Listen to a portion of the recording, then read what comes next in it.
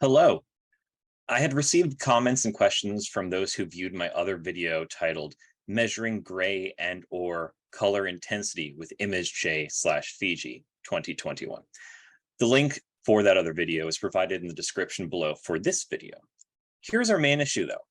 How can we accurately compare values in one color in a bright field image when the background, made of white, is composed of that same color plus other colors? I'm going to show you an example of what I mean by this in a bit. To start off, let me open up some recent files. Here on the left, I have an original image of oil red O staining that I pulled from the web with a bluish counterstain. I don't know exactly what the counterstain is in this case. Meanwhile, on the right, I have a duplicate in which I artificially faded only the red stain. For anyone wondering, I did this color-specific fading on just the red using the GIMP program, a Photoshop alternative. Now, based on my prior videos, users have probably sampled these areas of interest using a color histogram function. However, I realized since my older video that this could lead to substantial problems in interpreting those numeric results. Let me show you what happens and how we interpret it. In particular, I want to showcase multiple approaches that people can try and give my critiques about how they do or do not work for this color comparison goal you may have. First, we'll start out with what I'm calling approach one. Approach one, using the color histogram tool on multicolor bright field images to obtain color values. Verdict: works, but not ideal. So in our normal stain window, select an area of interest. I chose one red blob. I had already added this selection to the ROI manager. Now, to get the ROI manager, I believe you can go to plugins, tools, or it is under one of the tool menus in here. You'll have to hunt around for it, but I've already added this to the ROI manager so that when I click on the window and then I click on this specific selection, it pops the box right into this red blob down here. We see that it did also the same thing for the exact same location in the other image of the faded stain. So I did this thing through the ROI manager to make the selection boxes the same size, same location, to keep things as consistent as possible for the purposes of this video, to show you how we can compare the numbers head on. However, for your applications, you don't necessarily have to do this. The box sizes don't necessarily have to even be equal between two different images you're comparing.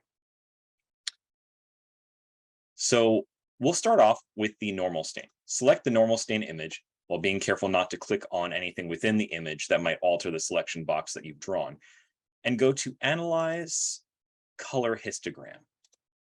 So this pops up a few results here. You can copy things as results box into an Excel spreadsheet. And we also are given the actual histogram data that gives us also the same numbers at the bottom here. After you've copied down the data from the results window, you can then click on the other stain that you want to analyze, this faded stain in this case, and do the same thing, Analyze Color Histogram. You'll notice that it refreshes the values here in the results window. It overwrites them. So it's good to copy them down before doing the color histogram function again. Looking at the histogram windows, we see that there is some variety of the colors they sample. And we could figure this out by the color curves. Basically, it's not one steep spike, but instead actual curves of colors. Now, looking at these results, you might be tempted to just compare the R mean for the red mean value, 252, versus the R mean of the other one, 253. However, this is going to be a wildly inaccurate comparison based on how much the other two colors, green and blue, contribute to the actual coloration of the multicolor image. So this might seem odd. Why is it that the blue and green values are higher than 0 for these selections, since I only selected things within the red blob? I didn't pick up blue or green. In other words, why isn't red the only notable or major color that has a value here? How are these values for blue and green so much higher than 0? Well, to figure this out, let's look at what the color ranges are for each color, looking at the color histogram boxes specifically. Oops. You'll notice that the color histograms, they start at 0, and all of them are black for each of these colors. When they go to 255, they are their true or pure color.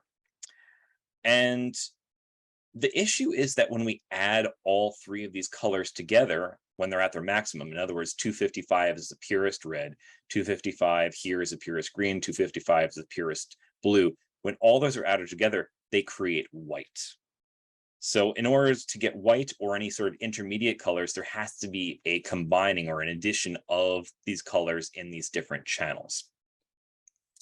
So we see these massive shifts then when we look at the comparisons within the selection box. In the normal stain image, we actually see numbers for green of 40 and 45 for blue. And then we compare those for the faded stain, and we see 148 for green and 150 for blue. So the numbers for blue and green are much higher. In other words, they add with the red to bring it closer to white. That's why the stain looks faded, because it's actually closer to the background color, to white, and less red as a result. When the numbers for blue and green are lower, then the red sort of shines through. It's not mixed with these other colors that bring it closer to white. So that explains why on the left-hand image, it's more predominantly red, and that the green and blue have much less of a factor in that. So we cannot just compare the red values, as it substantially overlooks how much green and blue are involved with how the color histogram analyzes staining intensity. One approach could be that you check how much your color of interest changes.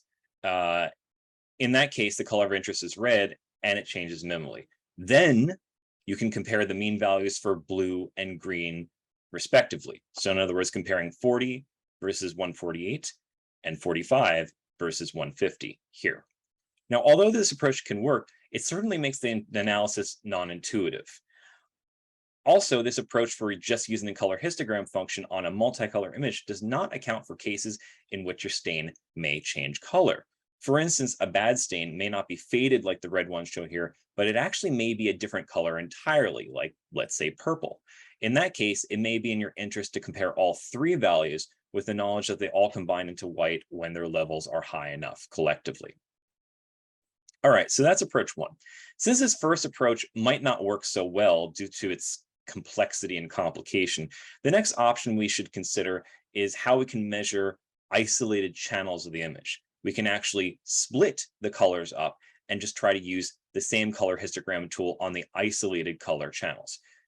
In this case, you'll see why that might not work so well still.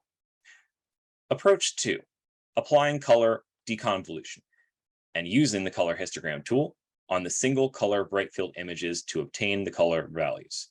My verdict, not recommended. So how to do this? Well, we can clear out the original color histogram windows, minimize this for the moment, and we'll click on the first image, go to Image, Color, Color Deconvolution. Since there is not a, quick aside here. Please note that if you don't have the color deconvolution as an option, you may need to find and install the most up-to-date version of FIJI, that is FIJI, because that's the one that is the version of ImageJ that has a lot of the plugins, such as color deconvolution and a bunch of other things. You'll notice in the color deconvolution dialog that there isn't a specific setting for oil red O stain, or for whatever the counter stain here is. So I'm deciding to divide it into red, green, and blue. We can kind of look at the stain and see that, oh, well, sure, the red and the blue separate, and if there were green, it would probably stand out relatively well too. So I'm going to check the RGB setting, and then I will hit OK. It creates these three images here that are the separated colors. We can see red, green, and blue.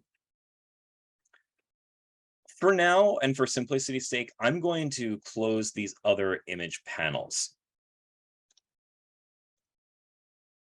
We can also deconvolute the other image, the faded stain. So same thing, we go to Image, Color Deconvolution, select RGB from the drop-down menu, hit OK. And again, we get a whole collection of images. Going to cut out blue, going to cut out green, and keep the red. When we look at the reds side by side, we can see the fading effect. So we know that we've isolated the red here. Let's say I try to do the color histogram again. First, before I do this, I need to redraw the selection. So I'll just go back to the ROI manager, click on the window, click here, redraws the box there, click on this window, click here, redraws the box there. Now, if I try to do the color histogram analysis on it, it'll give me this error message. And you'll notice that it'll say that we can't do this on this image. We need an RGB color type image. So we can convert these images into RGB color to make this approach work, this approach number 2. So let's go ahead and do that.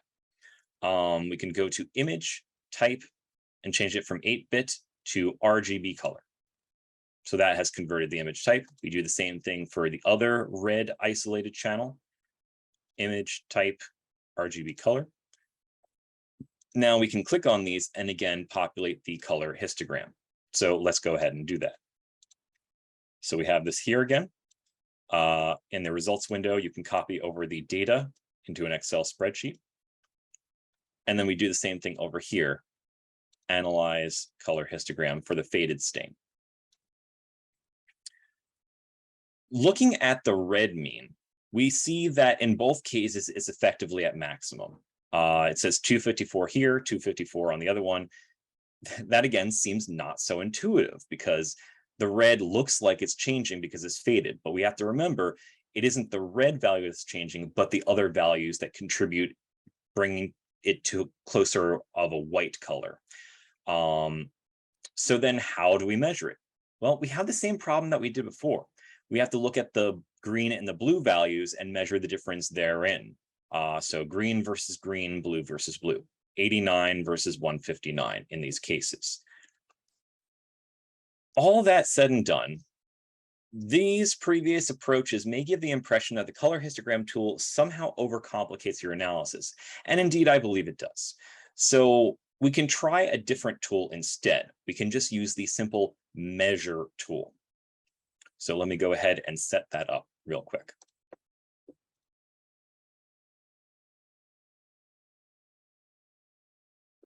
Approach 3, applying color deconvolution and using the measure tool on the single color bright field images to obtain color values.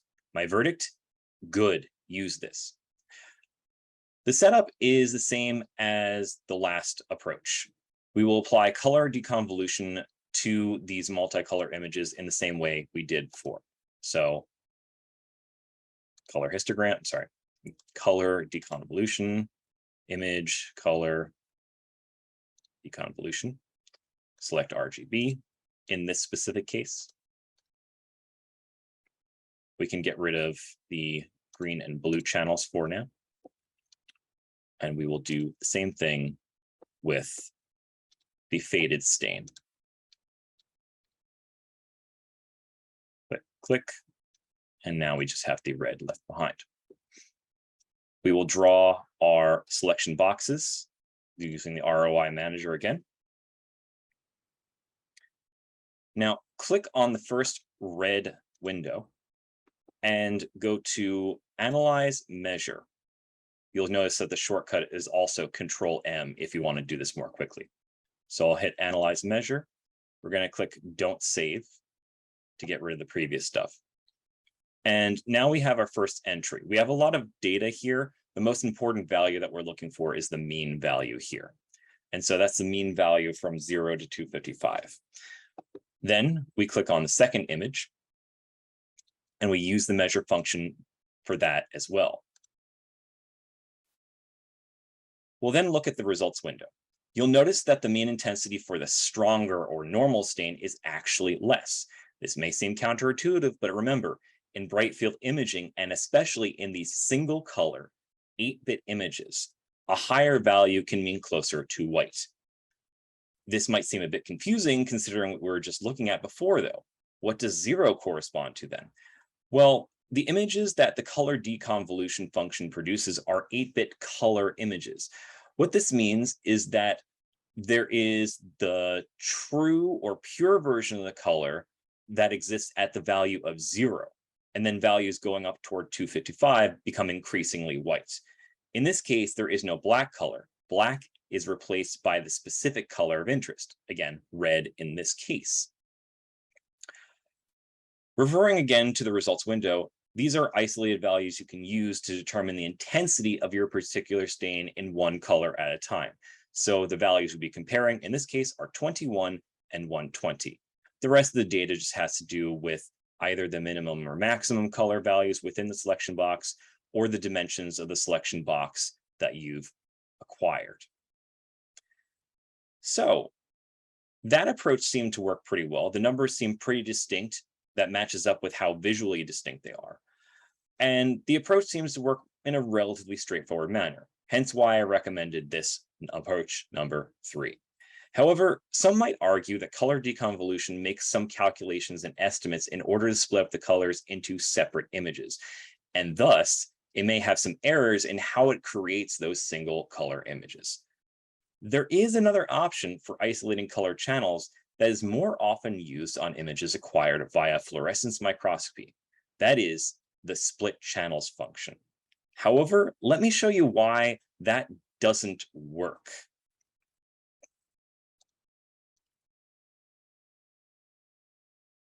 Approach 4. Apply split channels function to a multicolor bright field image and use the measure tool to obtain color values.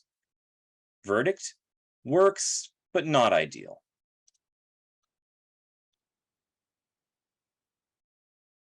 Go to your original multicolor images. For each image, go to Image, Color, Split Channels.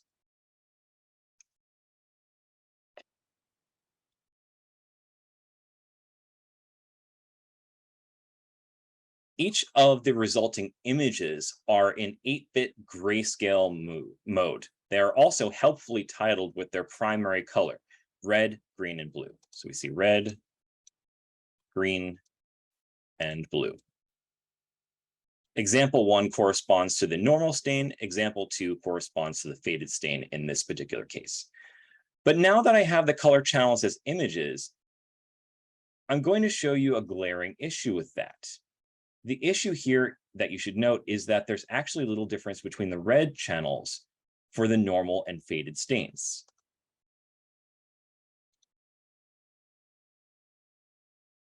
Instead, the differences lie again with the blue and green channels.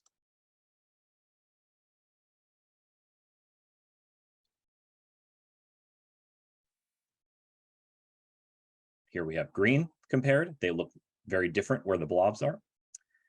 And then we compare the two blues, and again, they look very different where the blobs are.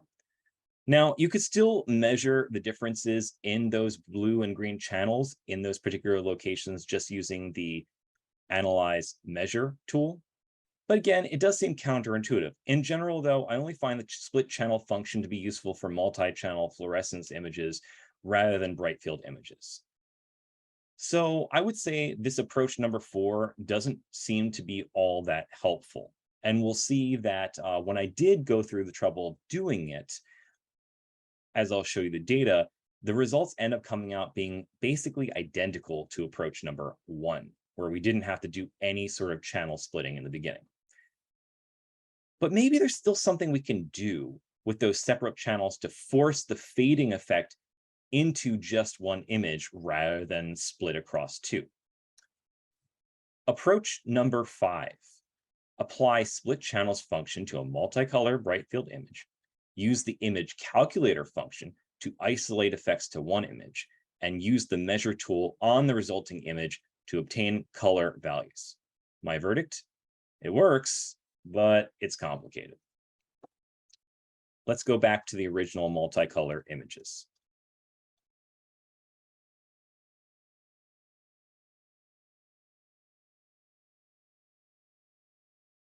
For each multicolor image, we will again go to Image, Color, Split Channels.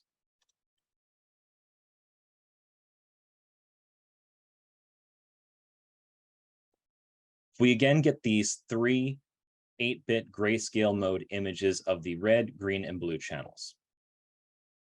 For the first set of images coming from the normal stain on the left, titled Example 1 here, we will run them through the image calculator. Go to Process Image Calculator. First, select the blue and green channels and select the function average.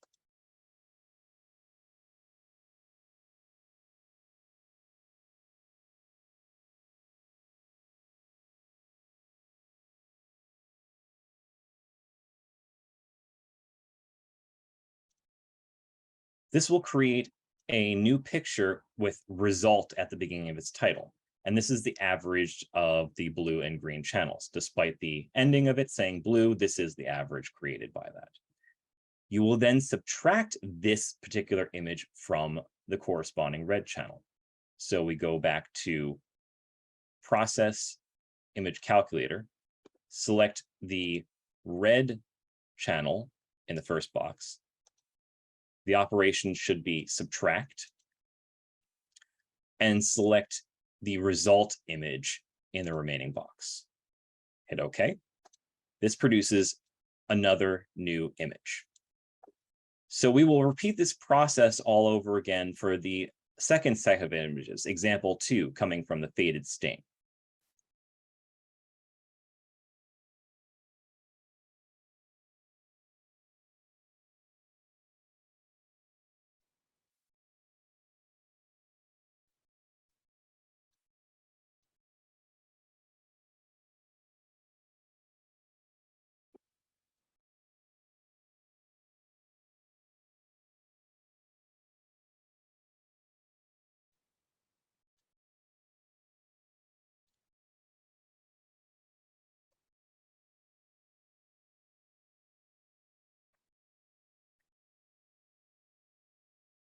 Now you can use the measure tool to compare the final products against each other. I'm going to use the ROI manager to draw the box in the correct locations again. I'll hit Control M to measure first, Control M to measure the second, and we could pop up the box to take a look. These are the recent two ones I just populated. You'll see the numbers 209 and 104. 209 corresponds to this one, 104 corresponds to this one. I'll talk about why one number is greater than the other in a little bit when we talk about the data. Let's look back at our values that we attained from this process. I copy-pasted these values in Excel in advance so I could compare the calculations on screen. Let's take a look.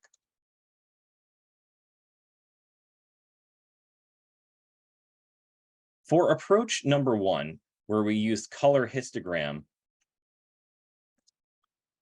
on the original multicolor images, we can see a minor difference in red between the two images, the normal and faded stains.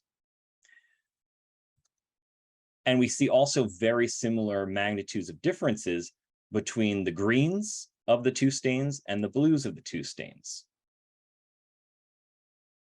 Now, these may be more appropriate. I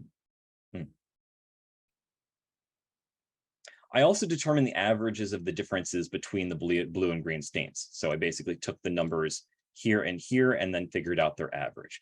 And figuring out this average may be more appropriate for anybody working with colors that are not exactly red or blue or green and may instead be things like cyan, purple, or yellow. Okay, so if we're looking at the color difference in the colors other than red, it's about 100 shades difference out of 255 possible shades magnitude difference. For approach 2, where we had applied color deconvolution and use color histogram tool on just the red channel, we see the difference between reds is 0. The difference between blues and greens is identical. So when you get the average, it's going to be, again, identical. And yet these values are noticeably different from the approach 1's results. So I don't necessarily trust these values to be an appropriate representation. So rather than getting something closer to 100, we see that these are somewhere around 70. You'll see how the other values aren't really close to 70, which is why I don't really trust approach 2 to give us accurate data. For approach 3, in which we did use the color deconvolution, and then we used the simple measure tool, the simpler intensity difference between the stains is 99. So we figured out the difference between these two, and we get the number of minus 99. This value is similar enough to the results from number 1, approach 1, that I generally trust it. For approach number 4, in which we applied the split channels function to the original images, and then I, off recording, measured the intensity for each resulting channel, you'll notice that the results are identical to those of approach 1.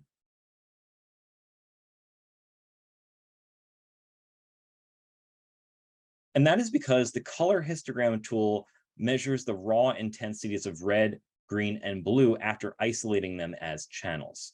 So basically, doing approach 4 is a very complicated and convoluted way to get the same data that you would get with approach 1. And then we have approach 5, in which we did the split channels function on the original multicolor images, then subtracted the average. We subtracted the average of the blue and green values from the red channel and applied the measure tool. And we get another value that's relatively close to the other approaches, 104. So somewhere around a little over 100 in magnitude or close to it. But why is this number not negative like the others?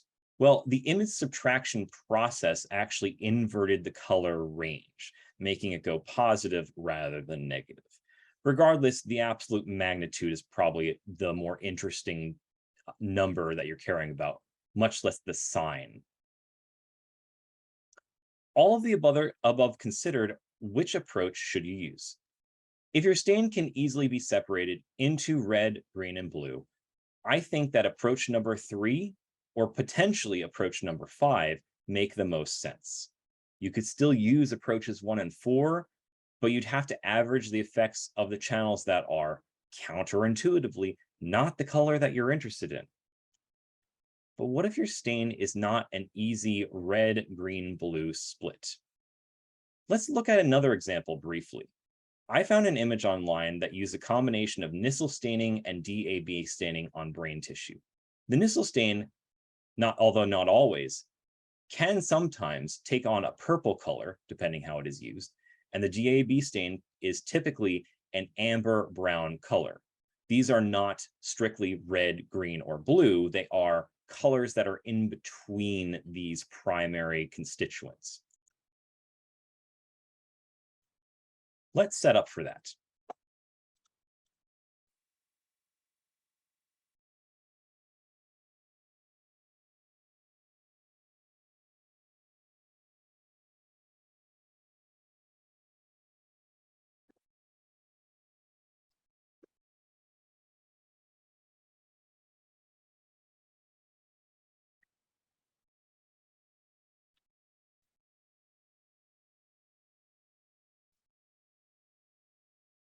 What you should be able to notice between these two images is that the image on the left has a darker purple color than the image on the right. Again, using the GIMP program, I artificially faded the purple color that corresponds to the Nissl staining. We can do approach 1 again simply enough. Approach 1 on complex non-RGB stains. My verdict? Doesn't seem right. I don't recommend it.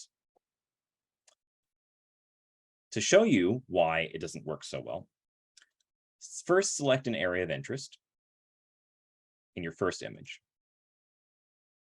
Use the color histogram tool, analyze color histogram.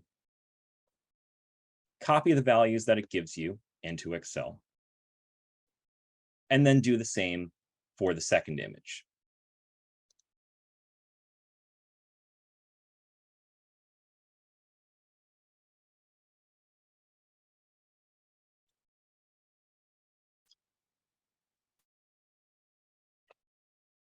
When we see the values presented here in the color histogram windows, we do see that there are slight changes in all three colors, especially when we look at it again in Excel. So that data is up here, these specific differences. And because of this, I opted to try to average them together into -13 here. Now, this average of the three color differences, this is probably the same as if we tried to measure the mean intensity using the measure tool on the original multicolor images. So to check that quickly,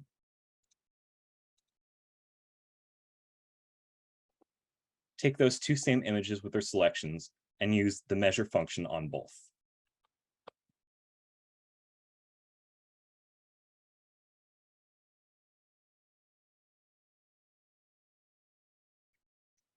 I then copy pasted these values into here.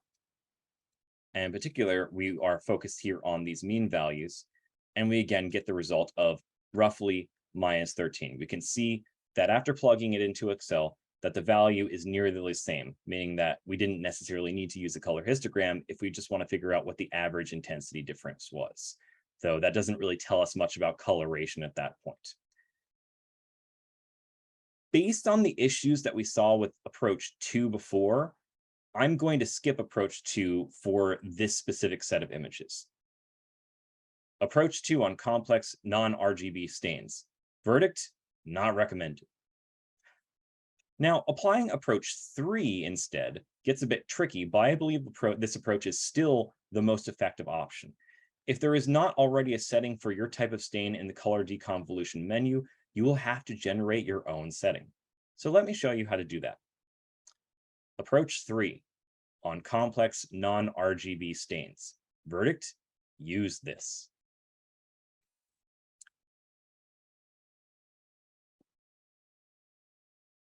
Take your brightfield image stain and make sure nothing is selected in the image.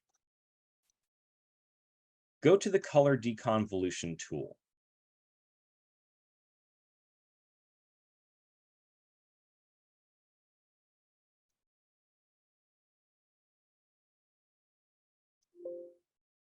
I'm going to make sure the first image is selected. Okay. Image, color, deconvolution.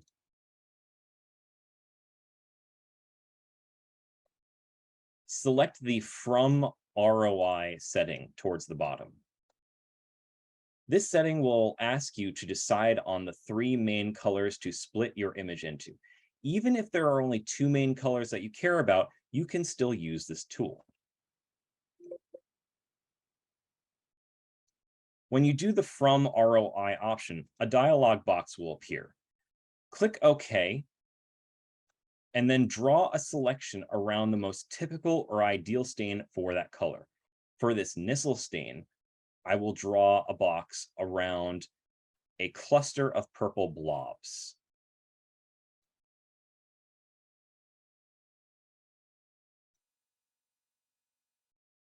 Or even around one singular purple blob.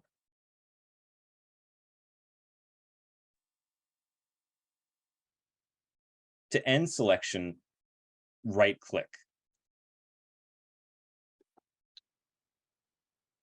As a side note, I'm unsure what the other option will be for Mac users instead of right-click. It may involve holding the command button and clicking rather than using right-click, since that doesn't exist on Macs. But hopefully your dialog box will tell you specifically what you should be doing instead of right-clicking. So after you get this dialog box, click OK and select the other stained element in the picture. For this DAB stain, I'm selecting a cluster of brown blobs with no purple staining in it.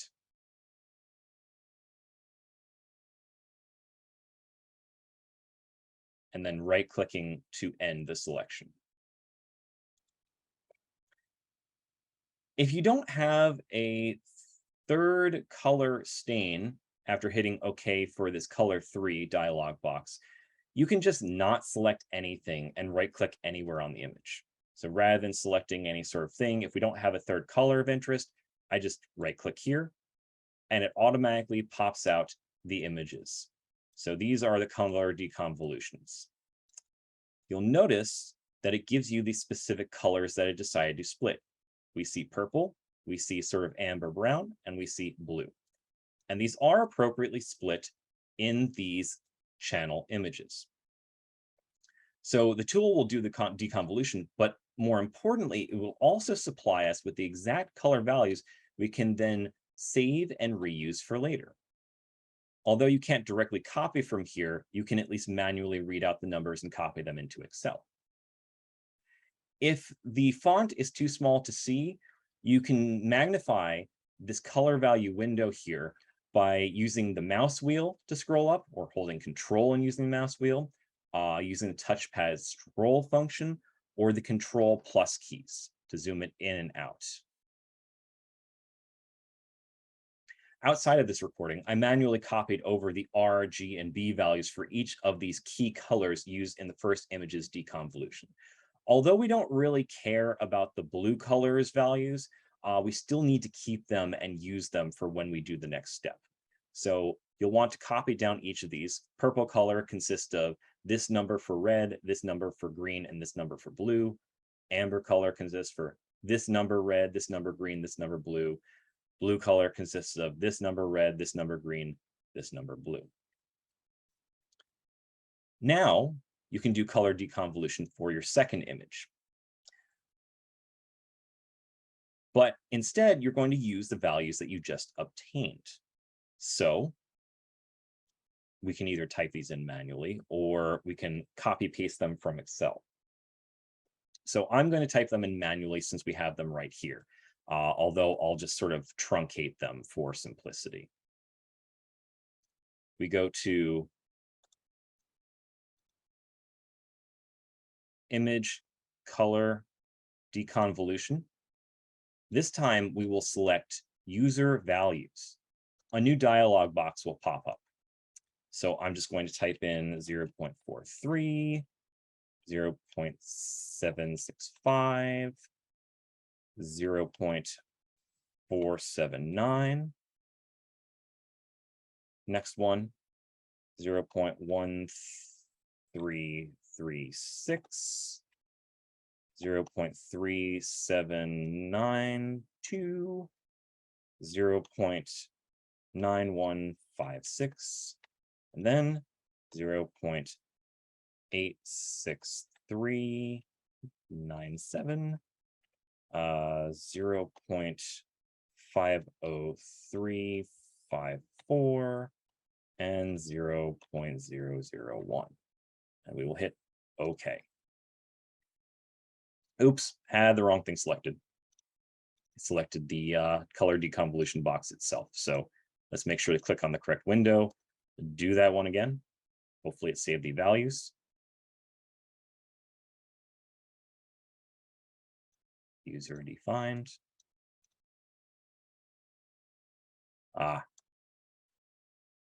It did not, so I'm going to go ahead and plug in those values real quick once more.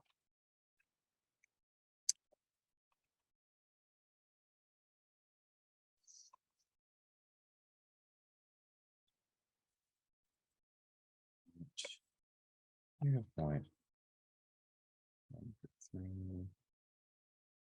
0.379, 0.916,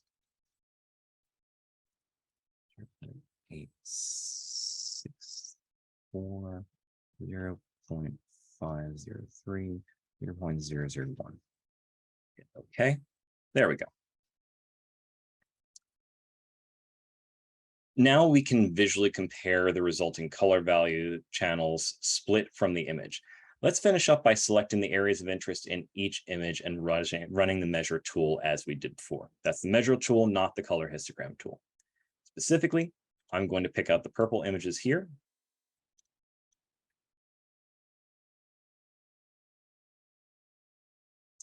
And I'm going to redraw it quickly with the ROI measurement tool. And I'm just going to go into Analyze, Measure, and then Analyze, Measure. And we have our mean values here. So I've copied these into Excel and we'll look at them in a little bit. Now, I will skip approach 4 for these images because, as we saw before, we will basically obtain the same values as we would have with approach 1. So approach 4 on complex non-RGB stains, my verdict, more complicated than approach 1, but with the same results, so I don't recommend it. So then we will do approach 5. Approach 5 on complex non-RGB stains, verdict, too much guessing, not recommended. So let's go ahead and set this up again. I'm going to close all these custom deconvolution images. Take each original image and split the channels as we've done before. So we go to Image, Color, Split Channels. Do the same thing over here.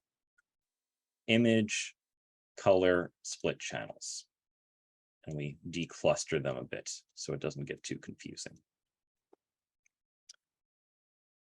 Now, this part will be tricky because the Nissl stain is purple. It's not specifically red, it's not specifically green, it's not specifically blue. So the closest approximation for purple that we can get is if we were to combine red and blue channels. So for the image calculation aspect, that is actually what we'll have to be doing.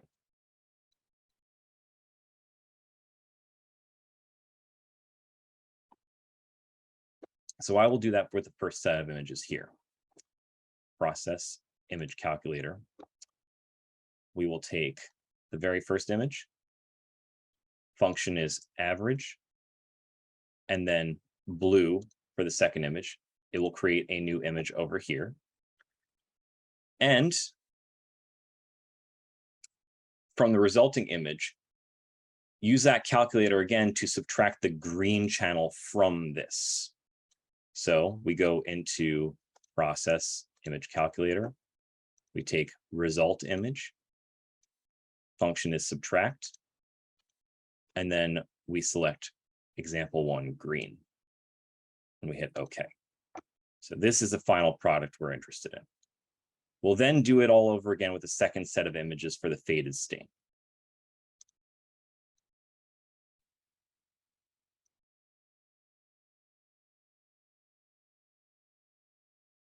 Come on.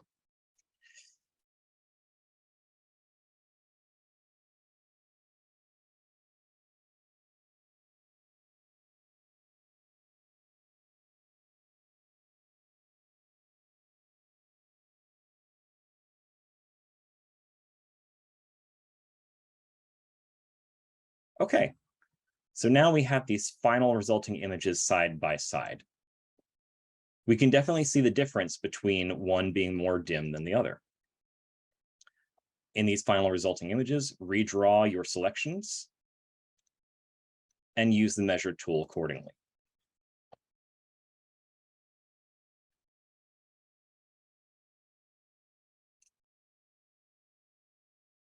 And so we again have the values down here. So the mean values are displayed right here. Let's again compare the values obtained from these three methods I applied to this set of images here. So in the second tab, I have here values obtained by approach 1, approach 3, and approach 5. Again, having skipped approach 2 and 4.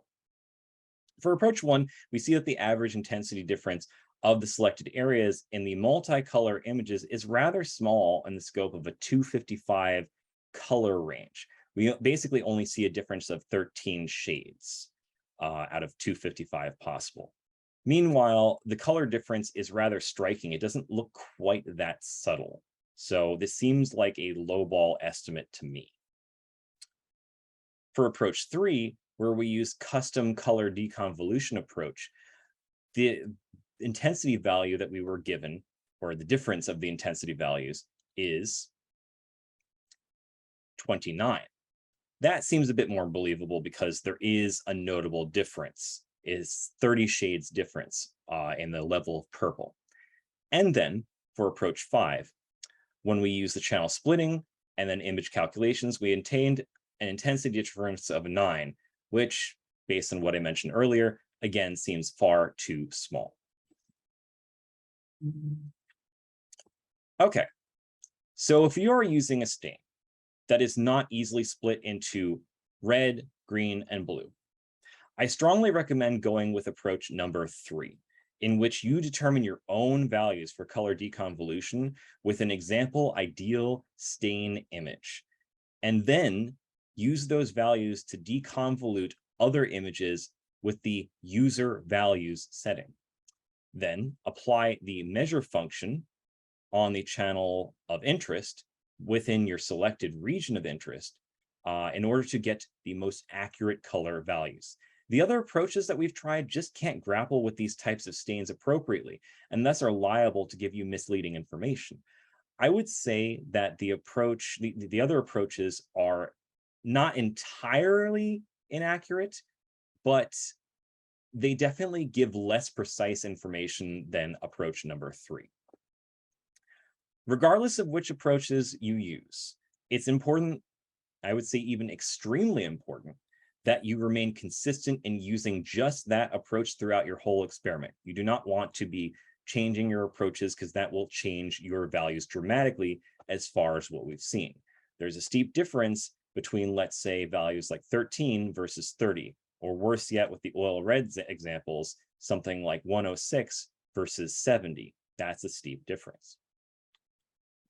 I know that this video has been a bit of a winding lesson, but I wanted to show all of these steps so that everyone can learn how each of these functions really works. This way, you can figure out how to best optimize your use of ImageJ for your data analysis.